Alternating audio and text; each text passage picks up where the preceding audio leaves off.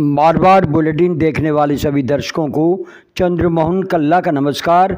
राम राम ने खम्मा गनीसा। आज के समाचारों में राजस्थान में अशोक गहलोत सरकार ब्राह्मणों को रिझाने के लिए बड़ा दांव खेलने जा रही है। सरकार पहली बार आर्थिक आधार पर सर्वे कराएगी। इसके लिए जनता से सुझाव मांगने के लिए विज्ञापन भी जारी कर दिया गया है।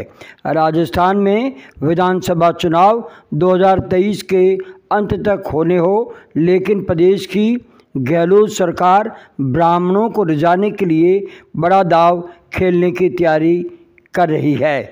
गहलोत सरकार अपने सोशल इंजीनियरिंग फार्मूले के तहत आने वाले दिनों में स्वर्ण जाति के उत्थान और प्रगति के लिए नई योजनाएं लागू कर सकती है। सरकार के विप्र कल्याण बोर्ड ने ब्राह्मण समाज की आर्थिक, सामाजिक, पारिवारिक स्थिति जानने के लिए आम जनता से जानकारी और सुधार के लिए सुझाव मांगे हैं। इसके लिए बाकायदा इश्तिहार भी जारी कर दिया गया है। इसके बाद बोर्ड इसकी रिपोर्ट राज्य सरकार को देगा।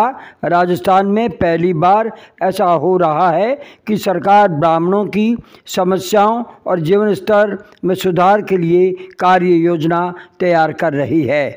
विप्र कल्याण बोर्ड के अध्यक्ष महेश शर्मा ने मीडिया को बताया कि सरकारों ने ऐसा कभी नहीं सोचा, लेकिन सीएम अशोक गहलोत के नेतृत्व में कांग्रेस सरकार पहली बार ब्राह्मणों की सुध ले रही है। सुझाव आने के बाद उसकी रिपोर्ट तैयार कर सरकार को सौंपी जाएगी, जिससे ब्राह्मणों के उत्थान और विकास का काम हो सके।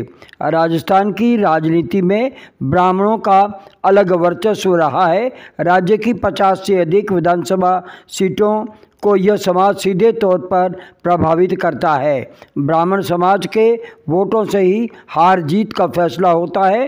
राजस्थान की राजनीति में ब्राह्मण भाजपा का वोट बैंक माना जाता है। माना जा रहा है कि सरकार के इस प्रयोग के पीछे बड़ा राजनीतिक एजेंडा छिपा है। राजस्थान में ब्राह्मणों की आबादी करीब 10% है। प्रदेश के दोनों ही दल, कांग्रेस और भारतीय जनता पार्टी, आबादी के हिसाब से टिकट देने में कोताही बरत रही है। 1949 से 1990 के बीच 5 मुख्यमंत्री ब्राह्मण समाज से मिले हैं, लेकिन ब्राह्मणों की आर्थिक स्थिति में अपेक्षित सुधार नहीं हुआ।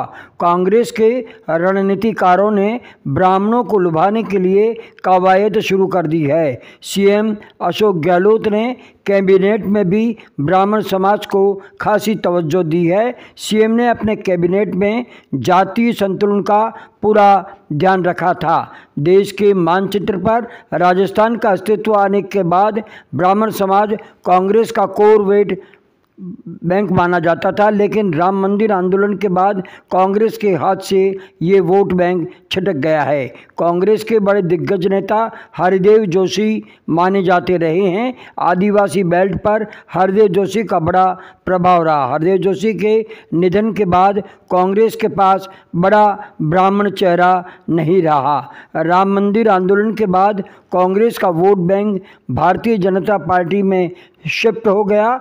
तब से लेकर अब तक राज्य का ब्राह्मण समाज का झुकाव विधानसभा चुनाव हो या फिर लोकसभा चुनाव भारतीय जनता पार्टी की तरफ ही रहा है। सीएम अशोक गहलोत ने सवर्णों को लुभाने के लिए कई अहम फैसले लिए हैं। गहलोत सरकार ने 2019 में राज्य में ईडब्ल्यूएस आरक्षण में बड़ी राहत दी थी। अब केवल वार्षिक आय को ही पात्रता का आधार माना जाएगा।